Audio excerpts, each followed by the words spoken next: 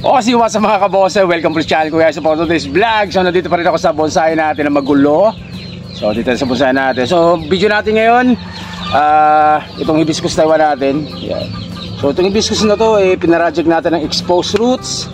Tinanim natin sa mataas na mineral water. So ganyan nakalago. So parang taas na, gagawin sana nating mother plant dyan. Kasi hindi na matutuloy kasi alis nga tayo dito sa bonsai natin.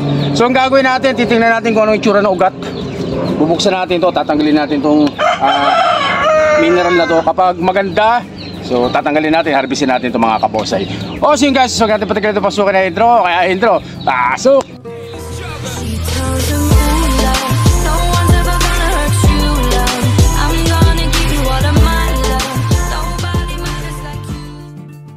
So guys, so pakita ko muna sa inyo. So ito yung sinasabi ko sa inyo.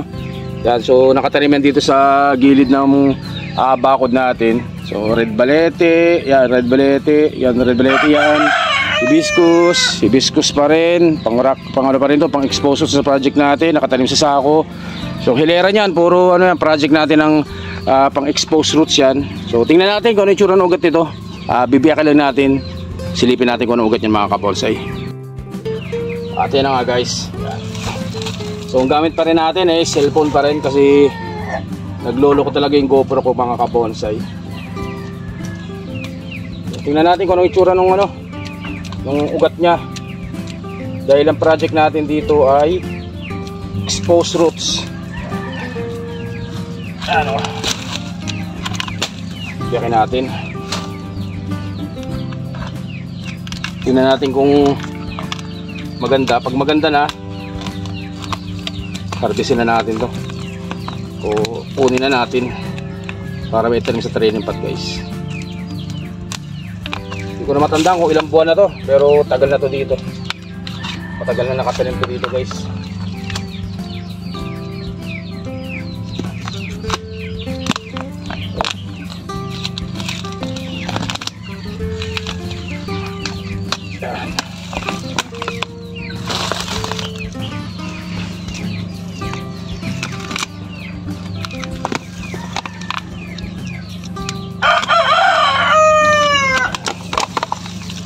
Ang project natin ito exposed roots. Kaso aalis na nga tayo dito. So harbisin na natin. So ngayon lang natin ito mabubuksan guys. Uy, mukhang maganda.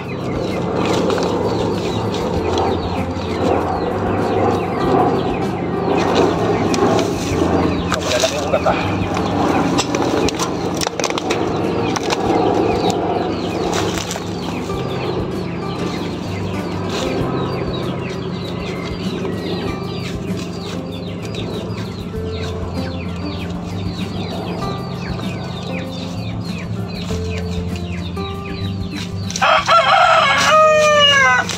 ugat niya guys.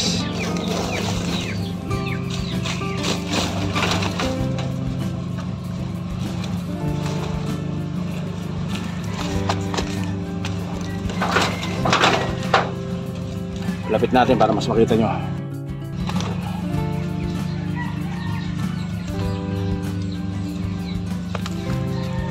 Baba lang, maigsi yung ugat niya guys.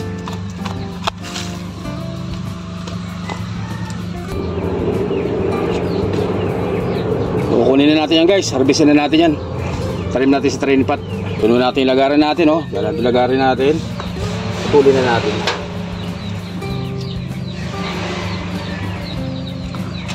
Mga ugat.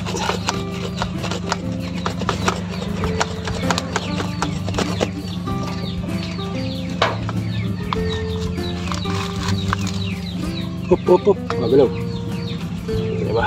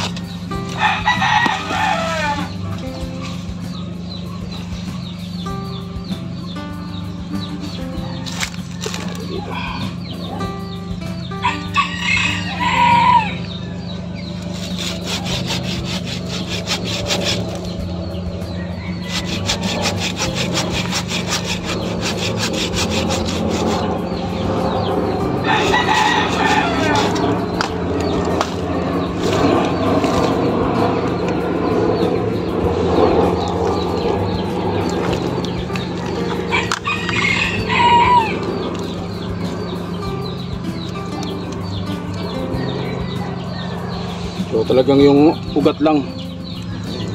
Yung ugat lang talagang kukunin natin dito. Yung malalaking ugat, yung maliliit tanggalin natin yan. Ano? So kung tinanim sana natin to sa ano, kung tinanim sana natin to sa mas ano, sa mas malaking,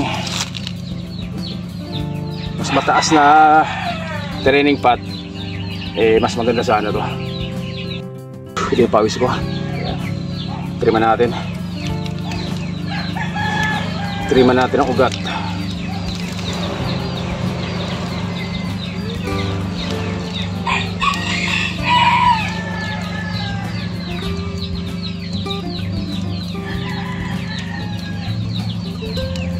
So ganyan mag-try ng exposed roots, tanim nyo lang sa mas mataas na training pot, mineral water. Mas maganda kung doble sana para tawag dito, para mas mahaba yung ugat.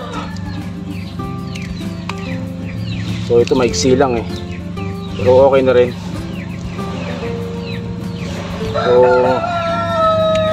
marami akong project na exposed roots dito sa bonsayan ko, kasi mahilig tayo sa exposed roots. Argao Taiwan, yan, exposed roots tayo mga Argao Taiwan. Ano?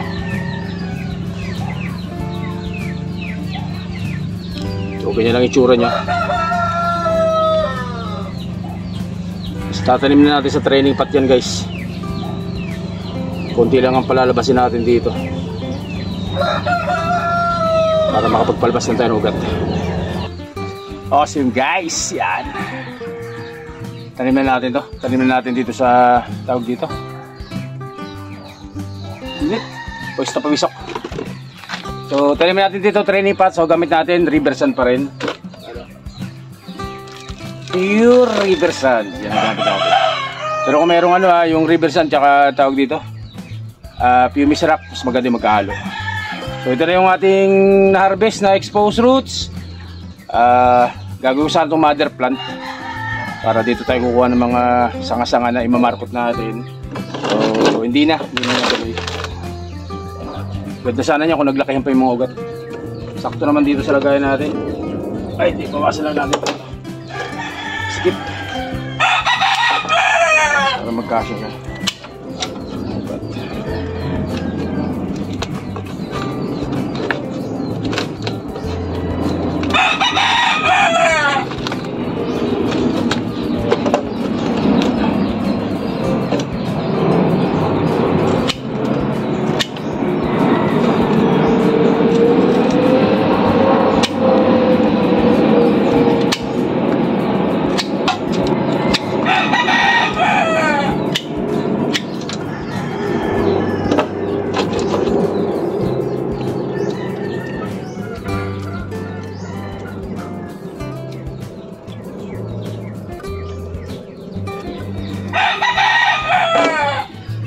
Para magiging sumo na siya. Exposed roots. Lagyan natin ang river sand guys. Purong river sand.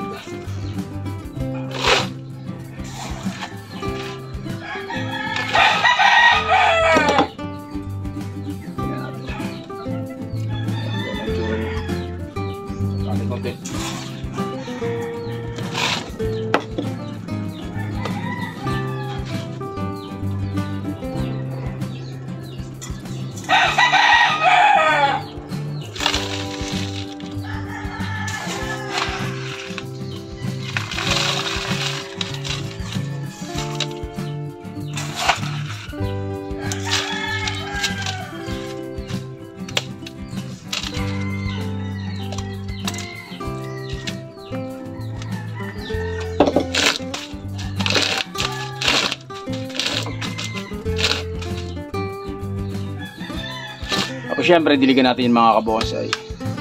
Ating siyan, diligan natin. So medyo nilapit ko yung camera para mas makita nyo guys. Gamit ang ating mahiwagang tabo na pink.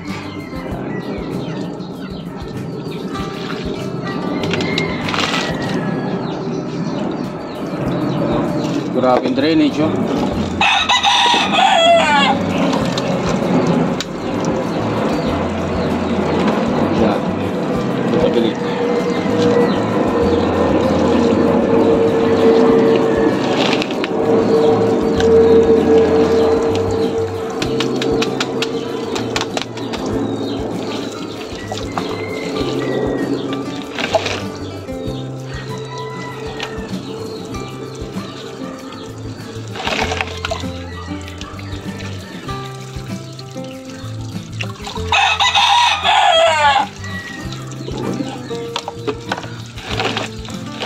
So yan na, yan gawin natin front para mas marami ditong mas marami ugat na nakikita dito. So yung likod may ugat din kasi medyo maliliit. Ayan. Pero pag tagal niyan, itong dalawa na to, ayan, pag lumaki yan magpo-proportion yan mga kabosa. Pero ngayon yan na muna guys. So guys, syempre lagyan natin ng stick well wood glue sa pinagputulan para hindi siya ma-dehydrate.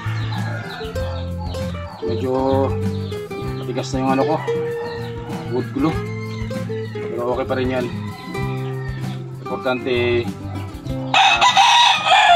malagyan natin para hindi siya ma-dehydrate at hindi siya umatras mga kabonsai. So may wood glue na. So lapit natin para mas makita nyo. So ayan na po yung itsura ng ating hinarvest, bagong harvest, fresh na fresh. So hindi lang masyadong maganda yung ugat niya kasi maigsi yung ginamit natin na training pot sa kanya. Pero kung doble sana yun, mas mahaba yung ugat na makukuha natin. So may nakasako pa doon. Try natin yung sa sunod kasi talagang kailangan na harvestin lahat para mas maibenta natin. So ito for sale din. Benta natin 500, 500 para mabilis na lang, 500 para dito sa hibiscus na to. Medyo exposures na hibiscus. Tignan nyo, ang ganda ng bin base nya. So guys, hanggang dito yung vlog natin. So 500 pesos para po dito sa hibiscus na to. Talagang barya-barya lang para maubos yung mga halaman natin mga kabosay. So hanggang dito lang po muna, stay safe. Siyempre, God bless us all po mga kabosay. Maraming salamat po, thank you.